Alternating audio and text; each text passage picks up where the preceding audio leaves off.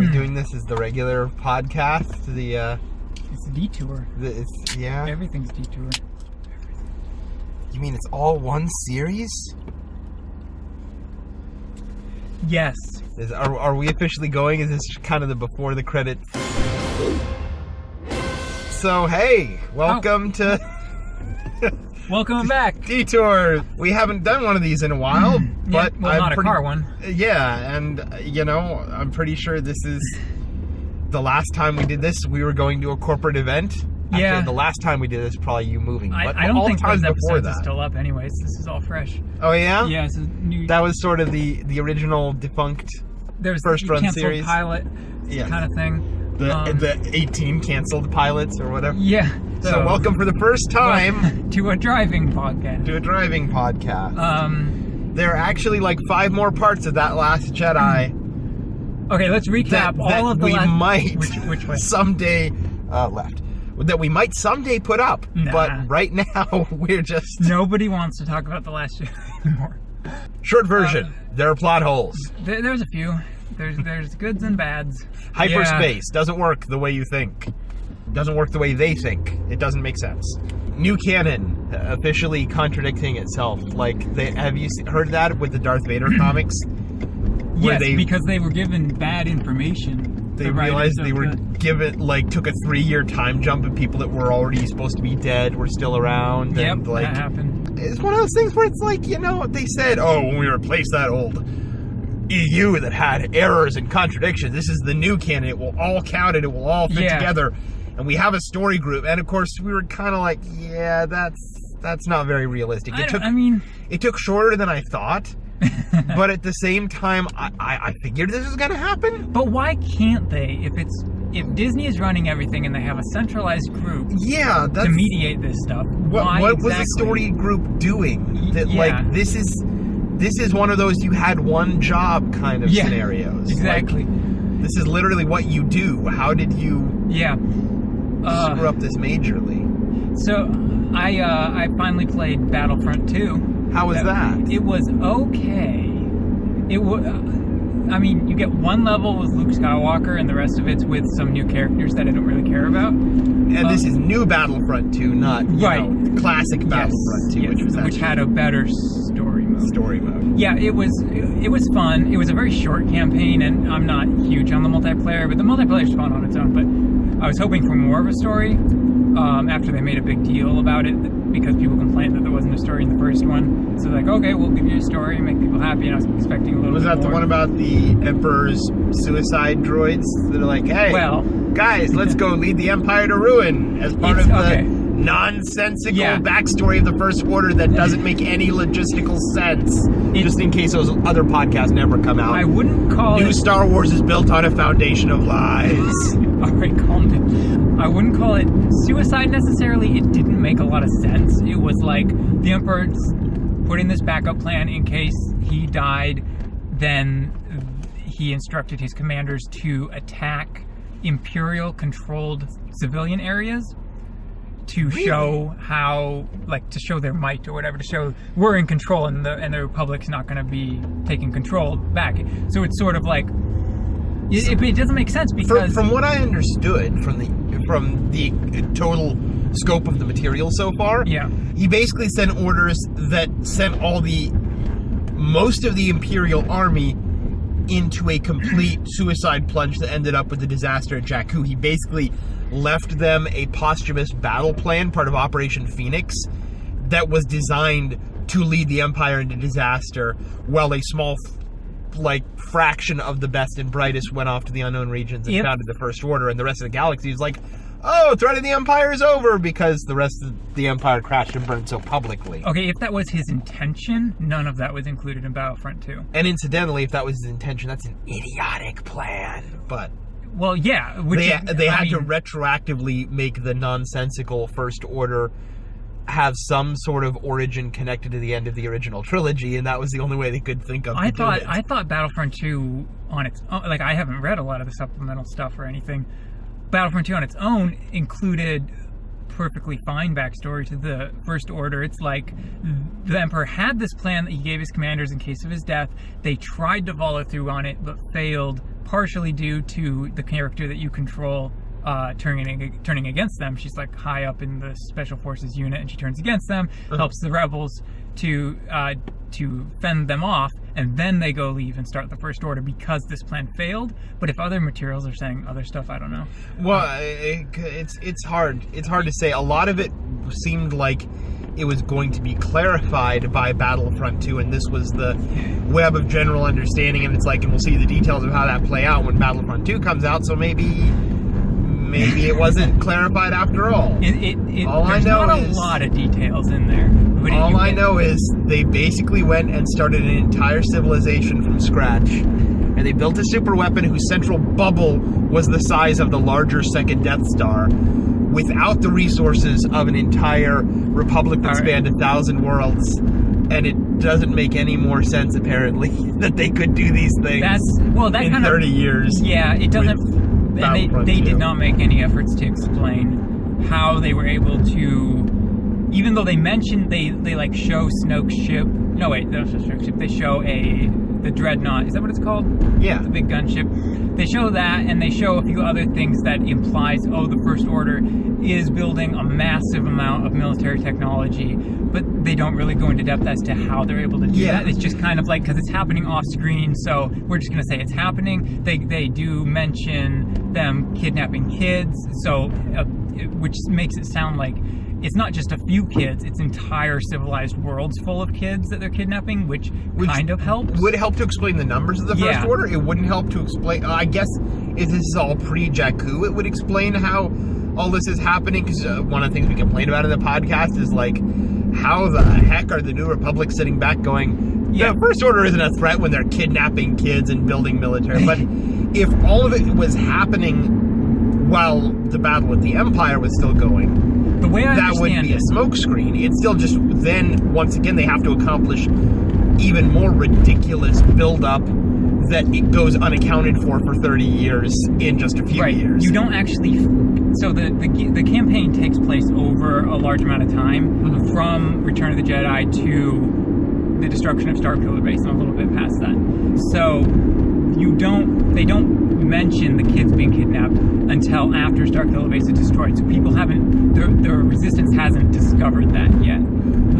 Which makes no... because then, again, we get into unknown regions and that we get into Rose Tico's backstory, where her planet was enslaved by the First Order when she was a kid, and you're like, but the whole reason the New Republic wasn't helping Leia and the Resistance is, well, you haven't brought us any proof that this group of people who split off from the Empire because they were mad that the Empire signed a treaty that said we won't attack the New Republic, indicating that they want to attack the New Republic. You haven't brought us any evidence they want to attack us, you know? And they were kidnapping kids, and they built, again, they had practically nothing, but they built ships that require like 3 times the crew of the original Death Star to crew, and super weapons whose central firing bubble were the size of the entire second Death Star in a trench the volume of several second Death Stars scooped out of a planet. J.J. Abrams made the Enterprise like larger than any other Star Trek ship. Yes. He clearly does not consider the scale of things when designing. So he doesn't think it through. That doesn't bother me. But Battlefront 2 does imply that the First Order started with more resources than I thought. There are several, multiple Star Destroyers that they have control over.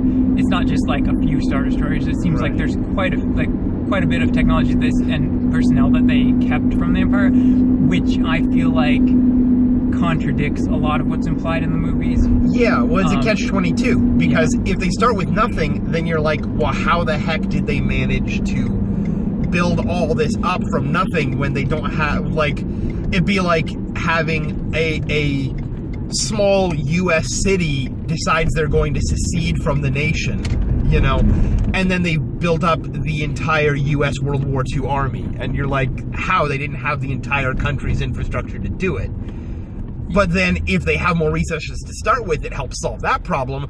But then the whole backstory of, well, Leia and the Resistance are on their own because the New Republic doesn't believe the First Order is a threat, then you're like, but if they started with all this military hardware, the Empire surrendered, and it's like, oh, by the way, there are 500 of our Star Destroyers we can't account for in the disarmament process, then, like, how could the New Republic be so stupid? So it's like, either way, there's a problem. So one way or another, it's like you fix one side and it breaks the other side, or vice versa. I think it's much easier to just consider the new trilogy its like own sort of alternate universe, so that you can assume that its backstory is something kind of like the original trilogy, but not quite, because that's a lot easier to reconcile than actually trying to match it up with where Return of the Jedi ended and how things are supposed to have gone down in the interim. Like, I don't think it's impossible. I think they've made a few missteps,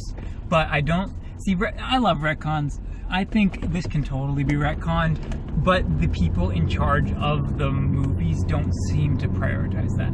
I think for me, it's like, I love retcons when I like both of the things being retconned and I want them to fit together.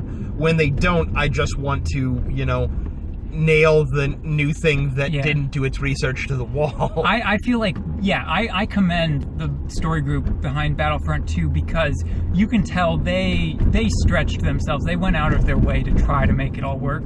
It's kind of like Stargate Origins, and that's what we could talk about. Oh, we could talk about on it too late the now. next segment of the podcast. But you got the real sense when you read the mission files, which are canon, that it's like the writers came in just like JJ with Star Wars. They're just like, we do this, they have yellow eyes, they have this, the thing, we can't secure the rights to the sound effects, whatever. And all of those guys came in afterwards, the Stargate nerds, and were like, okay, none of this makes any sense, let's retcon the heck out of this so that it looks like it was all part of some clever plan. He threw in a couple of ambiguous lines that were like, my resurrection was referenced. It's like, let's write a whole backstory in that to make it look like our carefully crafted retcon was actually the intent all along, and this was really clever instead of really sloppy and we're saving it. Yeah, well, I love that stuff. I love when people who you can clearly tell care about the stuff try to come in and fix something by somebody who doesn't make that a priority. Stuff like the Essential Atlas and everything for the EU. That was some of my favorite parts, when they connect all the threads, especially to earlier, goofier kind of materials. Right. We are running late, so we should briefly pause. Yep, and we'll be back. So, Stargate Origins has originated and concluded. Yeah. And a lot of skeptical fans on the site. This breaks continuity. It's like, guys, it's not that 10 bad. out of 10 odds they're going to lose their memory by the end. They know that would be way too big a deal. Like, chill out, you know? So in the end, how'd it do? How'd it do with canon? What a roller coaster it was. Of quality. I think they made it work on a continuity level, but it didn't really add much of value. That's my chief complaint. Agreed. Is that it was like kind of pointless. It answered a number of questions about the original Stargate movie that no one really had. Well, I forget what there was another thing that was very similar that a lot of people were making fun of, like, oh, no, you know, this shows where, you know, oh, it was a Star Wars short story, that's right, Nathan Butler would always, it's like, here's the story of how Lando got one of the AT-AT walkers that his, you know, mobile city, Nomad City from the Thrawn trilogy rode on the back of.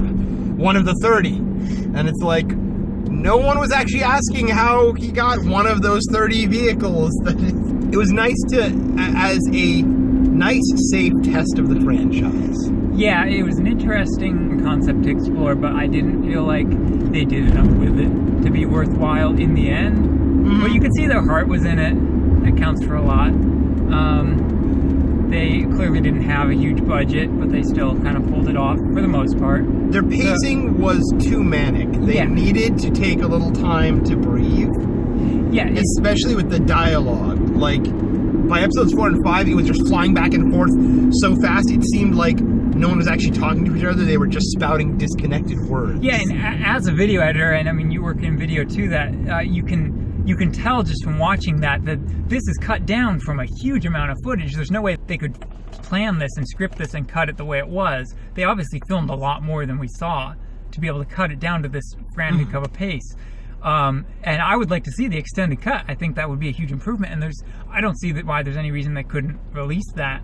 Well, they are releasing the complete cut. Who knows if it will be able to be edited. Add a little missing footage in there. Instead of being 10-minute webisodes with that weird camera spin thing at the end. Yeah, that was odd. I think everybody who's a fan of anything to do with Stargate has been waiting for something new since Universe. So this was kind of like just exciting that there was something new and maybe it could lead to something further. And I think that's what everybody really wants. The production values were a little iffy, for sure. Yeah. Raw... I guess major spoilers in that case. It's always spoilers on this. Raw shows up at the end. He definitely does not look, even though they've added some glows for low light to his mask, does not look nearly as good as it did in the first one. You know, the Gould's eyes never flash. Instead, they have weird yellow and black contact lenses. Yeah, that was like, weird. There are just a number of things that are sort of, but even so, it was, I feel like you could break it into two things, the story and the production values. With the story, it felt like out of the 10 episodes, like 1, 2, 3 were decent, 4 and 5 were abysmal, and I hated all the characters, and they were just whining and snapping at each other, and Catherine was all like, the two guys, military guys with guns, hear a noise and are like, you stay here, and the no fighting experience whatsoever, you know, barely out of her teenage civilian girl, who also is the only key to them getting home and the only one with the knowledge to save them, is like, you wish, and it's like, actually, no, it makes a lot of tactical sense for you to stay here. Like, this isn't the time to be spunky, and in fact, you have no skills to back that up and no weapon. How about you keep figuring out the thing you're good at, let them do the thing they're good at. This is their job. Like, yeah. But then, by the time we got to 6, 7, 8, and 9, actually, it might have been 7, 8, 9. I think 4, 5. I don't remember. But at least those latter 3 or 4, it felt like they fell into a groove. There was a lull in the action, and they actually did take their time to have some character building scenes. And suddenly, I didn't loathe all of the main characters anymore. Yeah. And then 10 was just a train wreck. But the problem with the last episode was that well, first of all, it was a literal Deus Ex Machina. But, like, it tried to be way too tying things up with a bow and not... It didn't respect our intelligence. Like, okay, mind control to tell them you will forget. Makes sense, everyone saw it coming. But mind control to say, and then you will go and assemble a team that can come back and defeat Ra. It's like, why not just write, and you shall call them SG-1, and one of them shall be a Jaffa? You know, like... Why so ridiculously specific? You could just say, you'll go back and then assume everything that happens with her studying the Stargate and getting together a team just is what naturally would have happened. And similar thing, like when she tells Kasuf, you will leave and go back and become leader of the city. Firstly, why? Secondly, clearly that was just so that he could be literally the only survivor of the entire main cast that wasn't mind wiped or sent back to Earth, you know. But then, like, why could you not assume that basically in the, 60 years that intervene, he just naturally became the leader? Like, why could you not just leave it to assume that these things happened? Why did you have to turn Wasif and his paramour into Horus guards when you could have just assumed they lived out their natural lives and had died of old age by the time the team came? Yeah. Why did you have to kill off Beale? A random tent. Oh, sorry. Oh, well, yes. Why did you have to kill off the random tent, especially when an identical tent was there again in the movie? Like, what knowledge did they have that was like, oh no, they could have ruined the plot of the movie if they'd still known about it? And why did you have to kill off Beale? Like, I get that he still had his memory, and he was very against the Stargate being used, but wouldn't that be so much more interesting? He goes back, Catherine and her father don't remember, he does. And it's like, because he thinks it's too dangerous and should never be used, he's not going to help her unlock it. And in fact, he leaves her because he knows that she'll never give up trying to solve the mystery, and he feels either he'll slip or he just can't be part of that. and she's confused and hurt, and it's very dramatic. Right. I mean, obviously, they wouldn't really have time to show that in the last episode, but we could kind of, or that could just be like explained in some external or just materials. I feel like it could have been a little epilogue, a little 30-second coda, you know, like that's 6 months later. Yeah. But why, James? Why are you leaving? So I feel like all the stuff in 10, it's like, why did you have to just go and basically tell everyone? I get going and telling everyone, get in your starting places for Stargate the movie. And it's, hey, wink, nudge, you know where this is going. But why do you have to tell them, get in your starting places, and once the movie starts, here is a detailed map of what you will do. Like, we didn't need to go that far. No. You could just trust the intelligence of the audience to be like, and clearly, since Catherine is interested in the Stargate, she will go on to do such and such of her own volition. Sorry for the rant. No, I agree. Wasn't it weird that, what did they keep calling it? Naquadah, they kept... Nagadah. And they spelled the city where it's found, in the on-screen subtitles, they spelled it with a G or something. They spelled it Nagadah. And it was Nagadah, or however. It was just so weird to me that they chose to spell the city Nagadah, spell the element, the mineral, Naquadah with a Q, but pronounce them Which is its canonical. Right, but pronounce them both Nagadah. It was just like... I think what they were trying to do is the name of the city was already established based on a real Egyptian city. They realized Naquadah was really similar, and by giving Aset and I can never remember her bodyguard's name a strong accent to introduce a misunderstanding so that, you know, Brooke and whoever don't realize what it is they're dealing with. Right.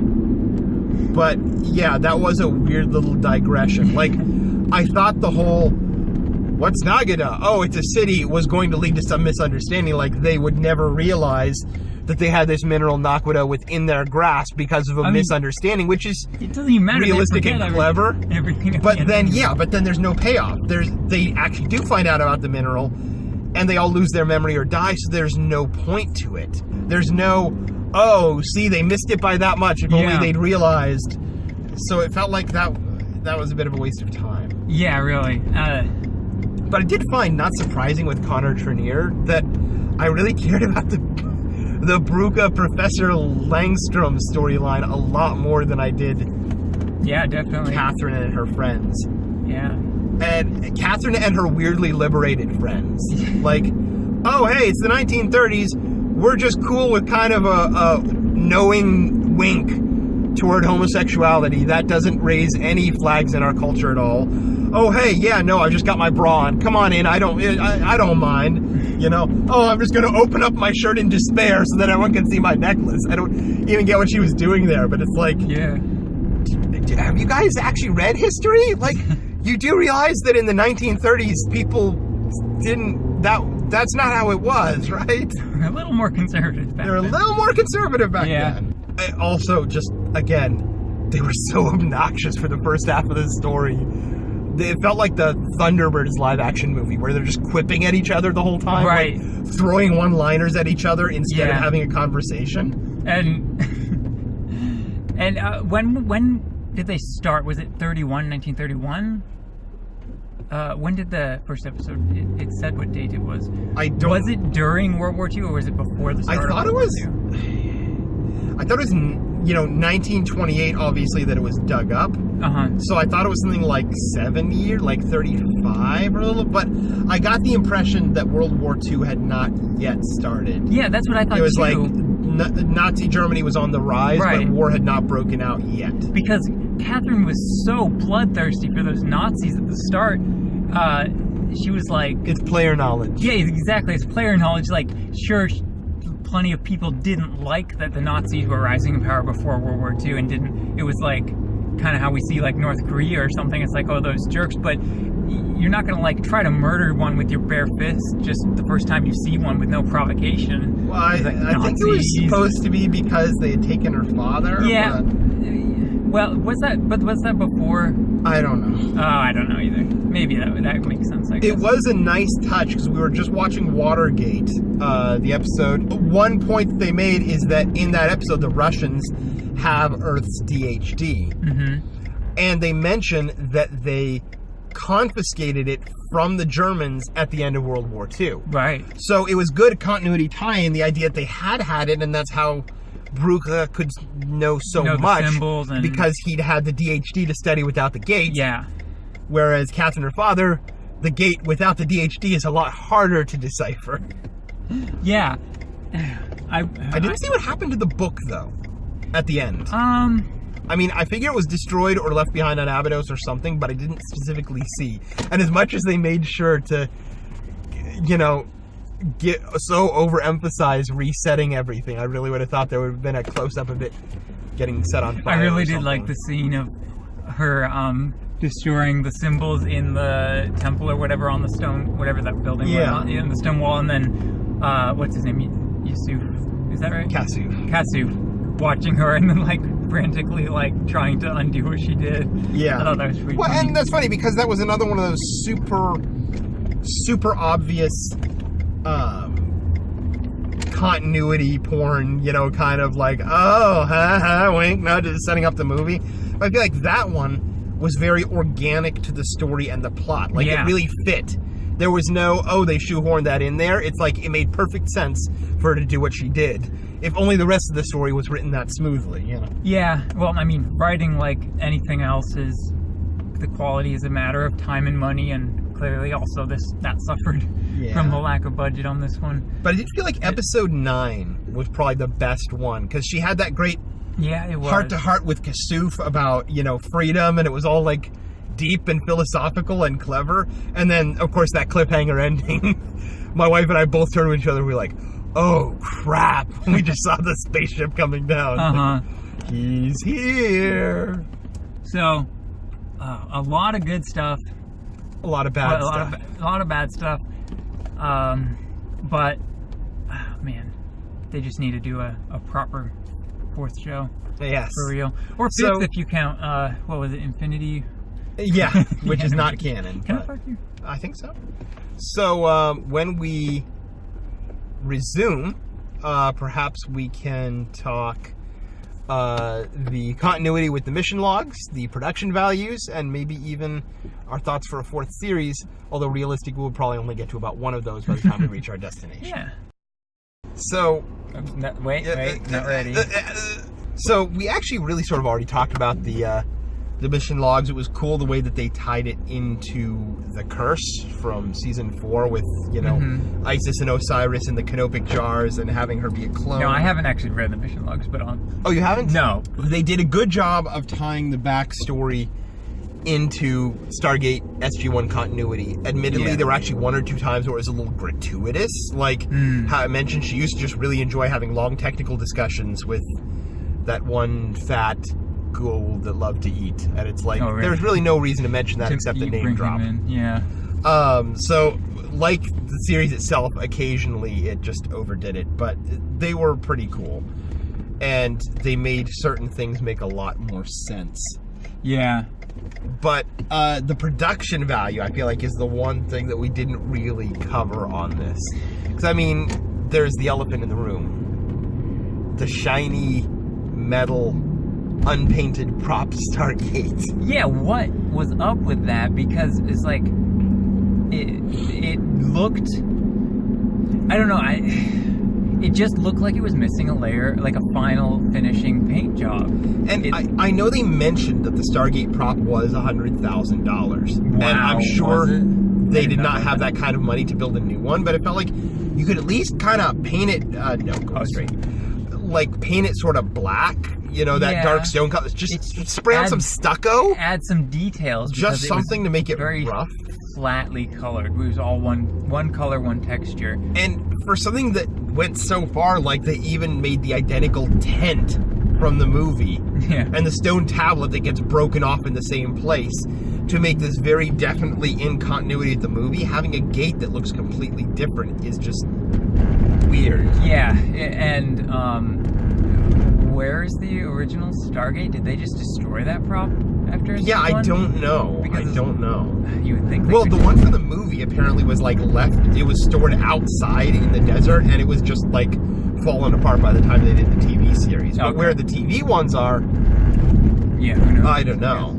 I can accept the new gate effect as if I assume that they were always trying to portray them as basically looking exactly like water and the effects technology just wasn't there yet. Because otherwise, I like sort of the blue energy water, like the power water from Tron look, and just blowing it out with the lens flare and having less detail is kind of annoying. I didn't think, but the up close effects were okay. Right, the up close was cool, and the it was very interesting when they showed her like stepping through, and she was like underwater, and they obviously just filmed it with her face in the water, in like some water or something. I thought that was cool. The thing is, the new effect doesn't look like water either. It's just a little bit different, kind of like it's brighter and less saturated. I could accept that as an effects update of this was closer to what they wanted, but the actual distance look still wasn't great for me. I'm fine with them tweaking it and changing it to an extent. The thing for me is that it's not better this way, right? And it didn't improve anything, because it just makes some scenes harder to look at because it's so bright and it blows out things, and it's like... Yes, I agree. So I did appreciate that it has the funnel vortex out the back part of it. Yeah. And that they still come through with frost because, you know, in canon, those were effects of Earth's not being calibrated for the stellar drift, and that they didn't get fixed until Sam Carter, you know, sometime mid-season when they fixed it. And I'm pretty sure when they opened it on Abydos with a DHD, it was just the regular Kawoosh. So that was a good detail that they have accurate to the way it's supposed to be. It did bug me that it didn't have the sound effects, and this is a problem all throughout, because the staff blast especially bugged me with that. Yeah, there was just like a little like 50 sci-fi gun, right? And especially the way the gate turns off, instead of going and sort of evaporating into sections, they sped everything up. It just went bit. And did like a zap sound effect and just zapped out. But I could excuse that as because they're running it off of 2 car batteries, maybe they barely had enough power, and that's the way it turns out. I still wish they had done that a little more faithful. Yeah, absolutely. Because it was a weird disconnect to see familiar things that sounded and looked different. Do you know if there was a reason? Have you read anything? No, a lot of people are guessing that they just couldn't afford to license the sound effects somehow. Well, that doesn't make sense because it's all MGM, isn't it? Why would they? I don't know. I don't think that's that can't be real. But, and another thing, visual part of the gate, is it kind of casts that sort of watery reflection kind of light on people as they're looking at it. And this one, when the thing they did for this is just kind of a stroby kind of light that gets brighter and darker, and it doesn't have that water, the caustics, I think they're called, the like light shining through water kind of effect that it kind of projects. I think they just like used like a projector in SG-1 and just kind of shown that on the actors' faces when they were looking at it. And I felt like that was just because that's such a cool effect and it feels organic and it's like moving and stuff. And this one felt like a digital screen, like flashing on and off, and I don't know, it really bugged me. I get that. Yeah. I will say, though, the gate travel sequence itself, I did love that. I love that they incorporated basically every version. They did the movie version, they did the SG-1 TV version. They stacked all the different versions of gate travel in one long sequence. And they could use... all with matched effects. Right, and that was the exact same effect that they've used throughout the movie and shows, and the same sound effect for traveling through the gate. So they could use that sound effect. And I like that it was not only graphically updated, but it had a much more sense of roller coaster, of violent motion. It really sold the wild ride aspect. Yeah. So I felt like that was the most wildly successful from a production standpoint. Right. That and the shot of Ra's ship landing looked really good. Yeah, they pulled that off. There was a shot when they showed the rings descending from the ceiling that I could have sworn they just lifted. Yeah, well, just something. Like they lifted the prologue, right, of them actually uncovering the gate, and it was cool, even though the music sounded a little synthy and low budget, that they were really using all the themes from the movie, so that had a nice feel of musical continuity there. Yeah. So there's a lot of things that they did pull off visually and a few missteps. Yeah, there were a few bad choices. Yeah. I'd say 70% of their choices within their budget are good. They did a good job of sticking 40% of their choices within their writing were good. Yeah. They did a good job of sticking with what they were capable of, I feel, production-wise. I feel like it was a lot better than a lot of recent things like Star Trek Discovery in fidelity to the canon and the style of the universe. True. Like, it stayed close to the Stargate style. It was recognizably Stargate. Yeah, I mean, I would say it was more recognizable Stargate than Stargate Universe in a lot of ways. So it's like, I mean, that's a success. It was a little darker and more brutal, like with people getting shot in the head. People died and got killed all the time in history. Well, yes, but it was just more brutal in execution. Yeah. But I attributed that to the universe influence. Like, it's within the range that universe introduced to the universe. No pun intended. So speaking of Stargate, all right. If they were making your number one? Yeah, if they were making a fourth. I'm turning left here. If they were making a fourth series, what would it be about? My best idea so far, I think, is the. I like, by the way, people have suggested that wormhole drive they introduced in the last episode of Atlantis should theoretically be totally capable of catching up to the Destiny. Oh, yeah. Forgot about that. But my best suggestion, set on Earth, after the Stargate program has been declassified in modern day. It's public. That's a departure. It's a buddy cop, and then the main cop, whether it's male or female, their husband or wife, whoever the other one is a politician. They're sort of a more minor character, but we are investigating what is Earth like. You've got, race conflicts. You've got all the, the people who originated on Earth long ago that consider Earth their home, but, the native inhabitants of Earth consider them outsiders. You've got, homicide investigations. You've got unusual technology and alien biologies mixing in with the culture. Wow. Like, you got drug dealers, right, have moved to the next thing. Larval Goa'uld. They're basically, instead of selling heroin, they're making chop shop Jaffas in back alleys so that people are getting implanted to get the health and immunity and longevity. But, what happens when it's getting toward maturity, and they're demanding, $5 billion to get you another one, and without it you'll die. Extorting even the super rich that the super rich are having to rob or embezzle. And so really exploring the full consequences. Yeah, the consequences. It would be if it was public. And of course, you would have a subplot running through something like some sort of ongoing foothold situation that is not contained to the SGC, or an oncoming alien invasion, since we don't have the ancient weapons platform because they stupidly destroyed the chair in the last episode of Atlantis, or so that the season finale is some alien invasion fleet or something, and you could bring in some cast members from the previous shows to guest star. You have a background story arc each season. Maybe season 2's is the cloaking shield on Atlantis finally fails. It's right there in San Francisco. All of a sudden, the balance of power between the nations has shifted. They're fighting over it. What's going to become its, Right.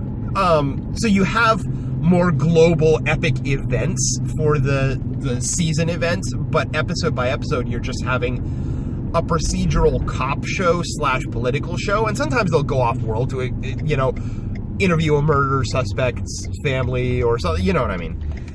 But would it still be from the military's point of view? No, now it would be civilian, and you'd be asking a lot of those questions. What continent is the Stargate is its permanent home on? How do they deal with passports and everything for all the people that say, well, if you're going to have it in, say, America, well, we shouldn't need passports now. Everyone should be able to freely come into America to access the Stargate. Like, if it's in your borders should be open so that we all have access. Like, all those kinds of questions, and there were a lot of problems that they were able to contain because they had the Stargate inside a sealable military bunker. Right. What happens now that it's not so self-contained? Like, what if problems spill out that can quickly get out of control and threaten the whole world?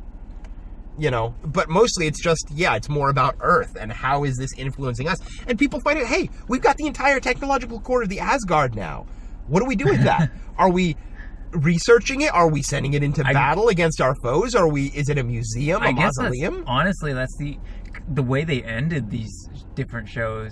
With huge technological advances and like where can you go if not that direction? Like, unless you do just keep it all secret and then insert a new threat that they have to face. Yeah, I mean, that's the thing. Seasons 4 and 5 of Atlantis didn't really mention, hey, we have all the Asgard technology now. Destiny, the universe didn't mention, oh, hey, we have wormhole drive now. They just sort of forgot those things. Yeah. So this would be tying it back together. My only other one is, we saw all the 4 races except the Furlings, right? We've seen how they've turned out. Right. But what if one of the 4 races, the super advanced, super ascended, went bad? And they show up from their galaxy and they're a group of tyrants. Furlings are the new enemy. Yes. Right. And they are more powerful than just about any, because now we're facing something the equivalent of the Asgard or the Ancients turning against us, you know? Yeah.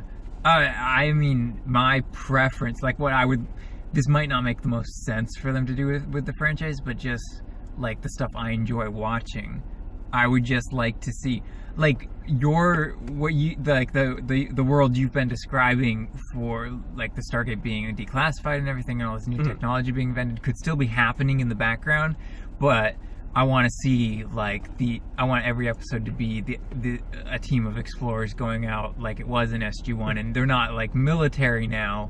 It's like a civilian team, maybe, or partly civilian, partly military, and it's all about exploring different planets. Like, maybe there's a new galaxy. Well, I was going to say, what if the Asgard, before they blew themselves up, seeded a bunch of gates? Yeah. What if there's another gate that the Ancients went to that we just didn't have any reason to hear about up until now? Yeah, but I mean, we know that there's the galaxy Atlantis and Pegasus is one they've explored, and there's Pegasus is still ripe for more exploration. And it is, with the Wraith gone, there's... Or what if one of the galaxies that the Destiny seeded gates in thousands of years ago... Right.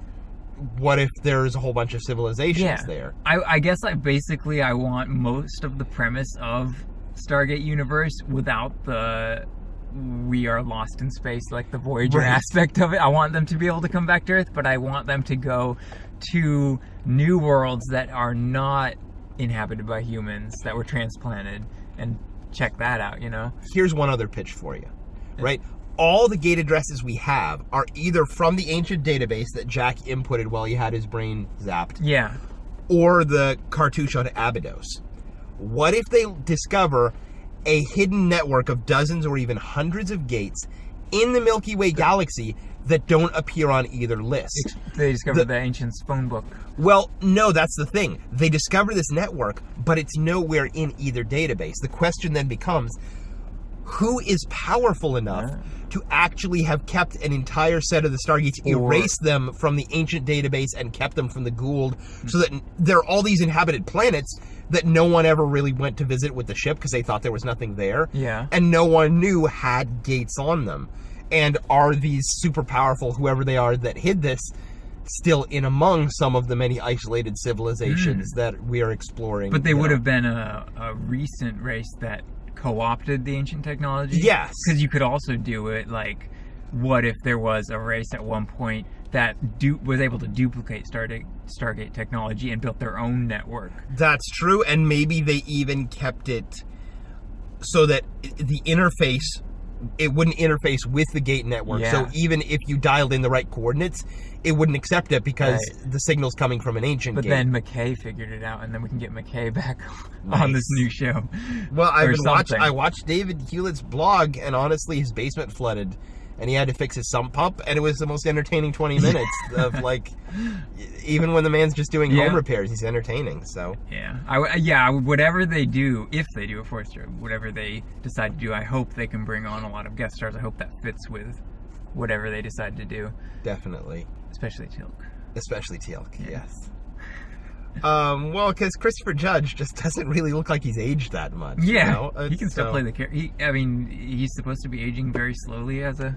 Yeah, but he also gained 150 years right at the end there, so you could explain any discrepancies with that. That's you know, true. And just say we didn't really. It wasn't very obvious in the 2 TV movies, but he actually looked a bit older now. But yeah, I feel like I feel like TV or technology has caught up to the point where they can do an ongoing show on TV where they have a non-humanoid CG species almost every episode, and they can pull that off. I mean, I know it's still kind of expensive, cool. but cool. That's like, when you watch SG-1, I mean, I love the show, but it is kind of like, when the non-humanoid species show up, it's like, wow, that's really cool. I wish they could do more of that, and they obviously couldn't on that budget. But I would love it. Invasion of the Ritu. Yeah, Ritu, that one weird gray guy with the dreadlocks. Yeah, we just watched that one last week. Yeah, the blue alien from Universe, which you haven't watched, I don't think. But I know about them. Yeah, there's a lot of potential. Even now, we already know there. Oh, that's the other thing. Go explore the Ori galaxy. Right. They are now left leaderless. A whole bunch of planets that are all able to go their own way. Maybe you send a team of course, that's still humans. Of peacekeepers and everything. Yeah. Well, yeah, but what if it wasn't only humans? What if they actually had a second slave class of a bunch of aliens that they had conquered, and we just didn't really see them because they weren't conscripted into the military? Right. What if?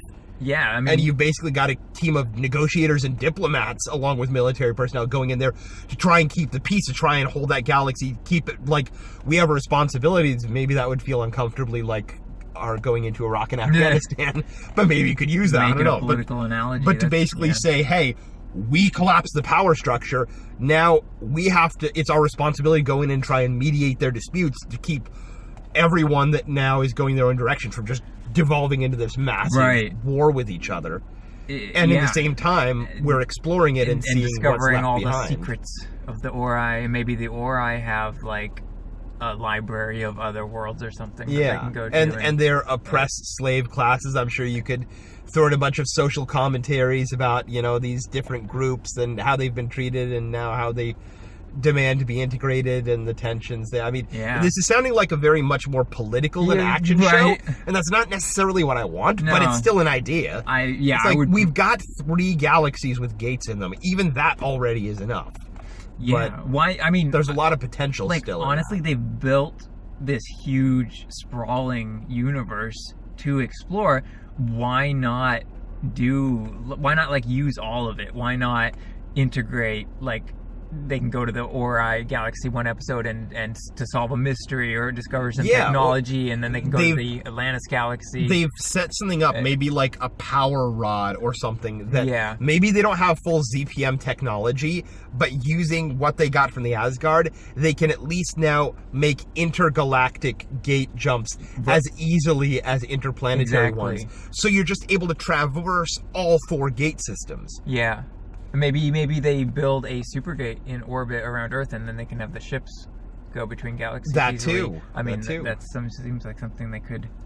It feels like I would be disappointed if the 4th show ignored huge swaths of the universe. At least have them, bring them in one episode and here and there. It is the post-Voyager Star Trek problem. Yeah. Of the technology is so high, what do you even do with it? But I really feel like, that's probably part of why Universe was all off on its own. So they didn't have to deal with the ramifications of Wormhole Drive and the Asgard core and everything. But embrace that. You've now created a huge universe. Humans can go to multiple galaxies. There's all this stuff. Just use that to open the gateway to a huge new story with a major scope. I don't understand that. So they have all this advanced technology, but you can write a story where a certain team is separated from that technology for a time and they can't access it, and they have a problem that they need to solve, or you can write a problem that technology can't solve just because they can stop the flow of time arbitrarily if they have the equipment to do so, or turn invisible. They don't have to have access to that every episode. You can still write around that, and you can still write interesting problems that can't solve. And it could easily be, you could write, it's like, hey, we know that we've got people like the Wraith and the Goa'uld out there that would want to come back to Earth. If they got a hold of any of our super advanced technology, we'd be goners. So we don't take that out with us to the front lines. We have that back at home base, and we're really a little gun-shy about bringing it out into the field, so it exists, but it's not like... Or some rogue Wraith does get control of some piece of technology from Earth, and then they have to deal with that, and then they're on even ground that way. Yeah. It's like, yeah. So I feel like that's just a little bit kind of lazy to try to just avoid it, like Universe did. And here's hoping. Yeah. Here's hoping. Yeah. I should be headed out here. Right. So this is our usual awkward sign off. Right. Maybe we'll do more of these. Hopefully so. Maybe they'll be in a car. Could be. Maybe they'll be in a spaceship. You never know.